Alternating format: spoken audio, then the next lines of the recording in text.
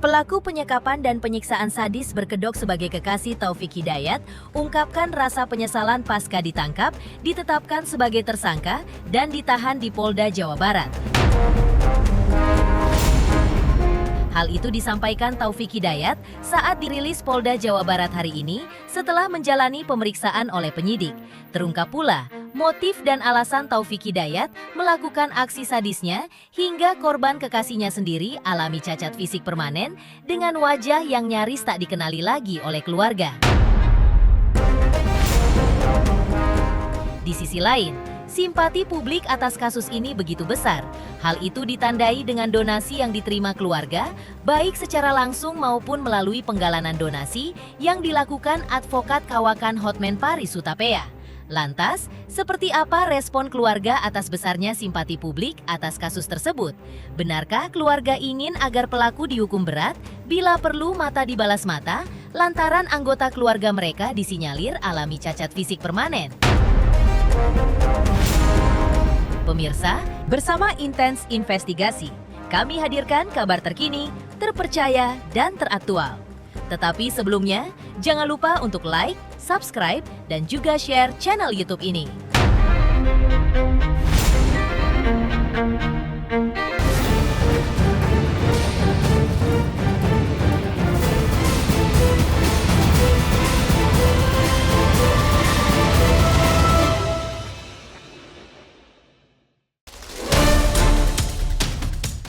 Geger.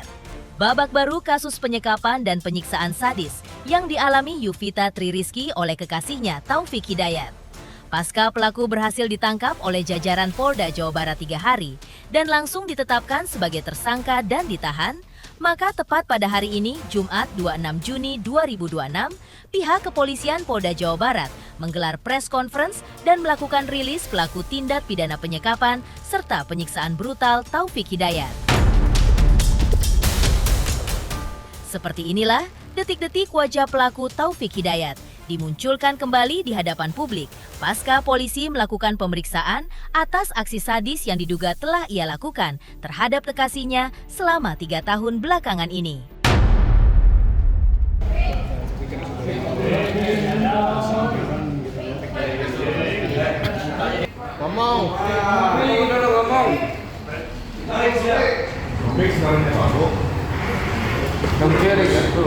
Pik. Saya mohon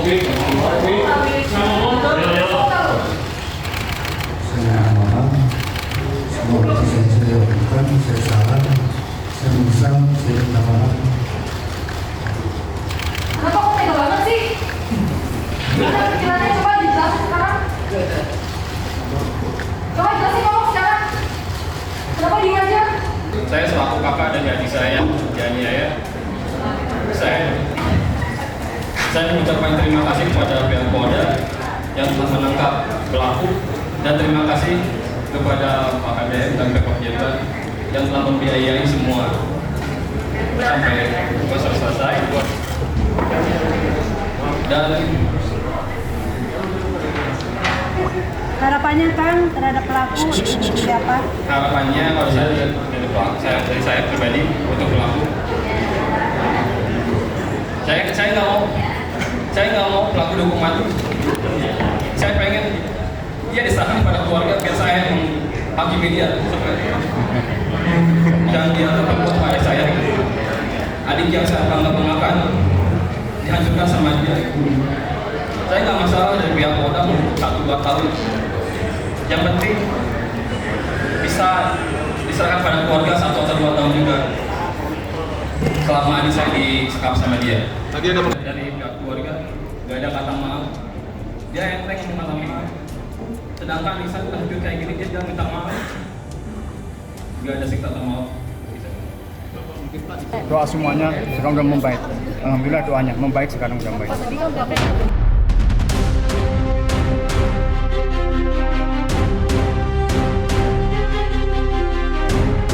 Fantastisnya jumlah donasi yang terkumpul dan digalang melalui praktisi hukum kawakan Hotman Paris Hutapea membuat keluarga korban merasa terharu.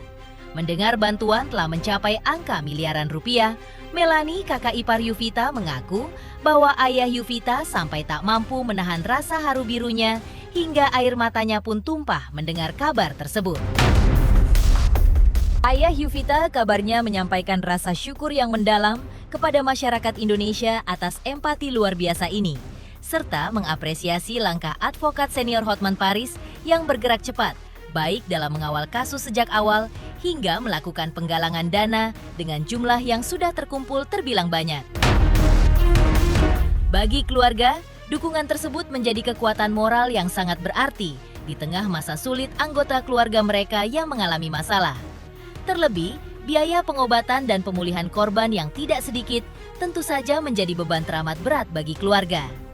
Kini, dengan bantuan yang datang, keluarga berharap Yuvita dapat memperoleh perawatan terbaik dan perlahan bangkit dari trauma akibat peristiwa kelam tersebut. Namun bagi keluarga, kekejaman yang dialami Yuvita bukanlah sesuatu yang datang tanpa tanda. Iya, keluarga sudah mengetahui galang dana info galang dana ini ya. Saya ucapkan terima kasih banyak kepada seluruh masyarakat Indonesia yang telah ikut menyumbangkan hartanya gitu untuk adik saya. Saya terima kasih sekali. Dia nangis sih jelas. Kita belum pernah megang, belum pernah tahu uang segitu banyaknya ya.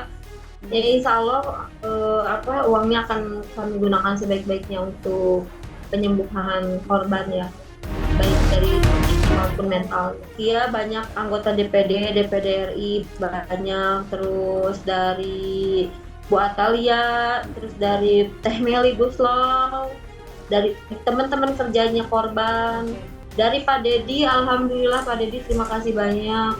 Kita alhamdulillah mendapatkan sumbangan yang banyak sekali.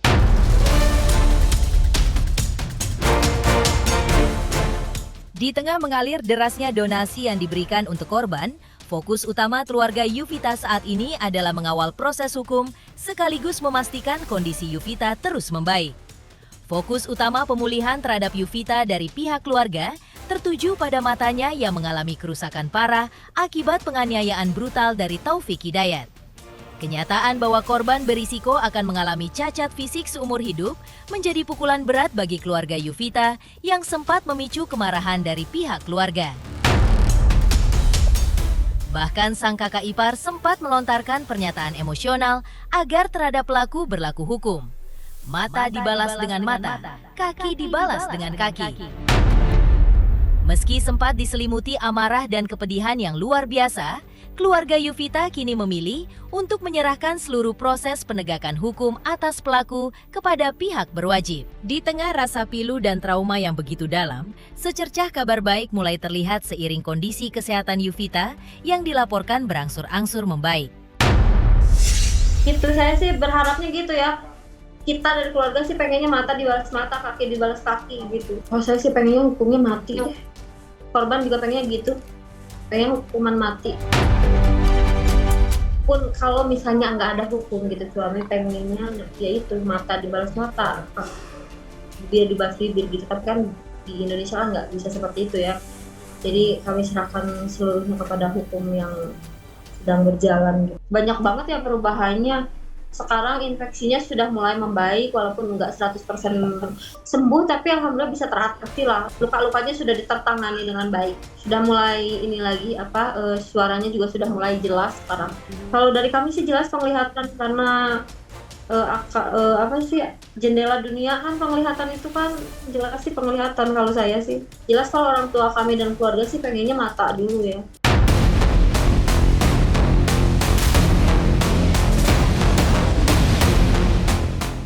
Melani juga mengungkapkan bahwa hingga saat ini, ia belum bertemu dengan tersangka pelaku Taufik Hidayat sejak penangkapannya oleh tim kepolisian dari Polda Jawa Barat 3 hari lalu. Di tengah bergulirnya proses hukum atas Taufik selaku tersangka, suatu pertanyaan besar mengenai motif pelaku masih terus menghantui benak keluarga korban. Bahkan, Melani mengaku jika suatu saat ia mendapat kesempatan untuk bertemu dengan Taufik Hidayat, entah di tahanan ataupun di penjara, maka ia penasaran menanyakan terkait motif yang mendasari Taufik Hidayat melakukan penyekapan dan penyiksaan keji dan sadis itu kepada adik iparnya. Kakak ipar Yuvita mengaku, sejak awal telah memiliki firasat buruk dan merasa tidak nyaman terhadap pelaku Taufik Hidayat.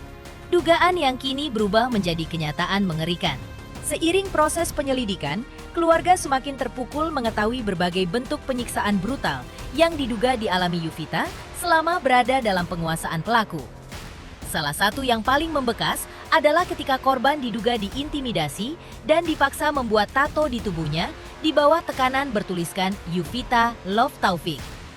Tak berhenti sampai di situ, pelaku juga diduga berulang kali melakukan penganiayaan brutal menggunakan tangan kosong hingga berbagai benda berbahaya, mulai dari helm, kursi, hingga pentungan besi untuk melukai Yuvita. Kalau saya pribadi sih saya pengen nanya kenapa kok bisa ngelakuin ini.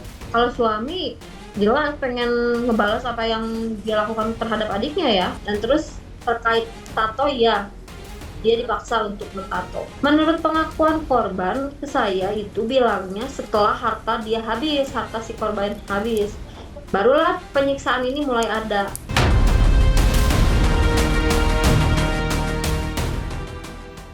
Di sisi lain, ketua RT dan tetangga kos korban dan pelaku ungkap mengenai identitas pelaku serta korban penyekapan dan penyiksaan.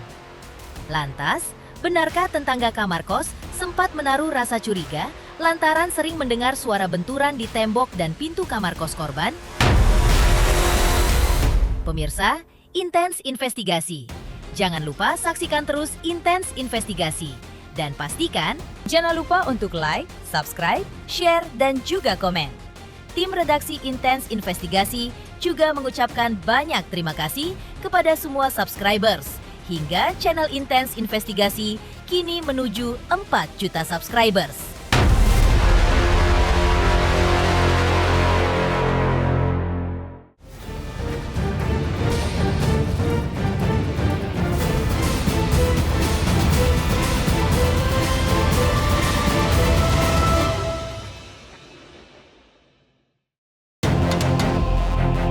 Geger kasus penyekapan dan penyiksaan sadis atas Yuvita oleh kekasihnya Taufik Hidayat, sebelumnya tim Intens Investigasi telah melakukan penelusuran ke Bandung. Tim Intens Investigasi berhasil menemui ketua RT setempat yang berada di sekitar kawasan kos korban Yuvita Tri Rejeki di Cilenyi, Kabupaten Bandung. Dalam keterangannya, ketua RT tersebut mengaku terkejut setelah mendengar kabar yang tengah ramai diperbincangkan publik. Ia menyampaikan bahwa informasi mengenai peristiwa yang menimpa Yuvita Tri Rejeki itu baru diketahuinya dari warga sekitar dan pemberitaan yang mulai beredar luas. Lebih lanjut, ia juga menjelaskan bahwa dirinya tidak terlalu mengenal secara dekat dengan sosok korban.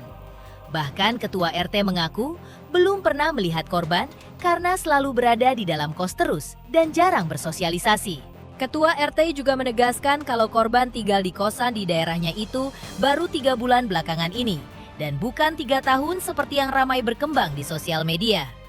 Dan sebelumnya, korban selalu berpindah-pindah tempat kos. Ya warga juga semua ikut kaget juga karena nggak ada apa-apa, ternyata ada kejadian ini gitu. Belum pernah melihat sih. Karena orangnya kan di dalam terus sih, di dalam terus sama tetangga di kosan juga nggak begitu akrab katanya, bersosialisasinya kurang. Maaf ya, di sini bukan 3 tahun tapi 3 bulan. Cuman itu penyekapannya 3 tahun itu karena berbeda-beda tempat. Ya misalnya 3 bulan di mana, 3 bulan. Jadi kadang-kadang 3 bulan itu di daerah Cibiru, 3 bulan di daerah Ranca Ekek gitu. Di sini 3 bulan dari bulan Maret di sini, dari tanggal 9. Di sisi lain, tetangga kamar kos Taufik Hidayat dan Yuvita Tri Rizky bernama Doan juga mengaku bahwa dirinya tidak terlalu mengenal sosok korban Yuvita ataupun pelaku Taufik karena mereka rupanya jarang keluar kamar. Sebagai tetangga kamar, Doan juga mengaku sempat merasa curiga kepada pelaku Taufik karena sering mendengar adanya benturan di tembok dan pintu di dalam kamar kos milik korban Yuvita Tri Rizky. Bahkan tetangga kamar kos juga mengungkap bahwa pelaku Taufik Hidayat pernah melakukan dugaan pengancaman kepada penghuni tetangga kamar kos. Seperti ini keterangan Doan kepada awak media. Sebenarnya jarang keluar juga dianya. Paling ketemu cuma sebentar, keluar udah. Pernah sekali agak lama itu di warung. Bang beli rokok? Iya. Udah cuma gitu aja, dia pergi lagi. Masuk lagi ke kamar. Tiap keluar tuh saya lihat cuma pintu tuh dikunci dari luar. Ditinggal. Nah pernah satu waktu istri saya lagi jemur, pas mau keluar tuh dia ngintip dulu. Ngintip dulu ada orang, dia nggak jadi. Istri saya udah masuk, dia keluar ke warung. Kalau curiga sempat dulu pernah kuncinya ketinggal nih, ngegantung nggak ke bawah. Rasa pengen ngebuka ada, cuma kan saya baru nih di sini, baru 1 bulan waktu itu, belum lama lah. Muka katanya udah baik, ngejaga istrinya, suka ngasih makan istrinya tuh, katanya buta matanya, mungkin nggak bisa ngeliat gitu kan. Udah nggak banyak pikiran lagi di situ. Cuman kalau masalah tembok, benturan tembok suka ada, apalagi pintu itu paling sering. Sebenarnya untuk satu kos ini jadi ngerasa rancam karena malam Selasa kemarin tuh dia sempat datang ke sini dan mengancam ada satu yang ngekos juga, kebetulan dia yang kerja di martabak, sempat diancam di depan.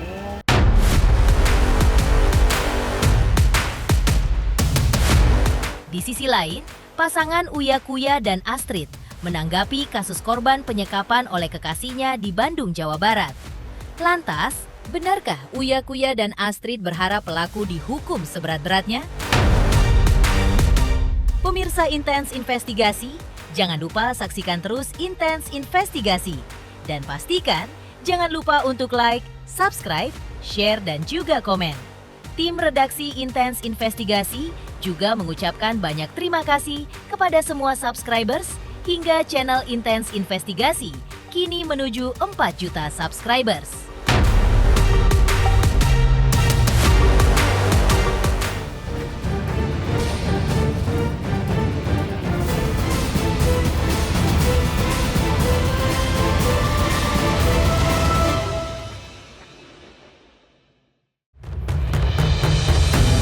Aksi sadis penyekapan sekaligus penyiksaan yang diduga dilakukan tersangka Taufik Hidayat terhadap kekasihnya berinisial YTR di Bandung, Jawa Barat. Sebelumnya telah mendapat tanggapan dari selebriti sekaligus politisi Uya Kuya dan Astrid istrinya. Telah ditangkapnya Taufik Hidayat selaku tersangka di balik kasus tersebut pada 3 hari lalu oleh jajaran Polda Jawa Barat.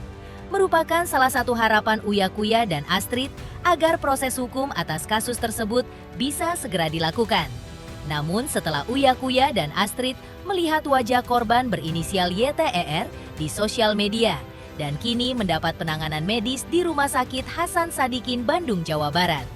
Menurut Uya Kuya, Astrid, apa yang dilakukan tersangka terhadap korban tersebut sangatlah sadis, lantaran mengakibatkan kondisi wajah korban tampak sangat mengenaskan. Karena itulah, Uya Kuya berharap agar pelaku yang telah ditangkap tersebut dihukum seberat-beratnya dan semaksimal mungkin. Astrid juga mengimbau kaum perempuan Indonesia untuk berhati-hati dalam memilih pasangan kekasih.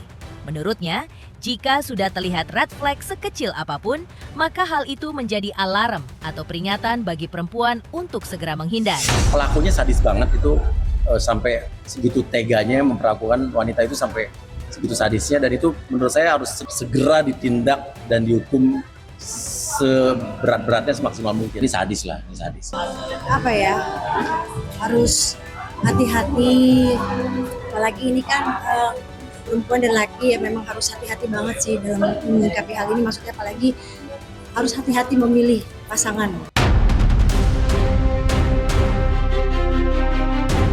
Pemirsa, Intens Investigasi. Jangan lupa saksikan terus Intens Investigasi. Dan pastikan jangan lupa untuk like, subscribe, share, dan juga komen. Tim redaksi Intens Investigasi juga mengucapkan banyak terima kasih kepada semua subscribers. Hingga channel Intens Investigasi kini menuju 4 juta subscribers.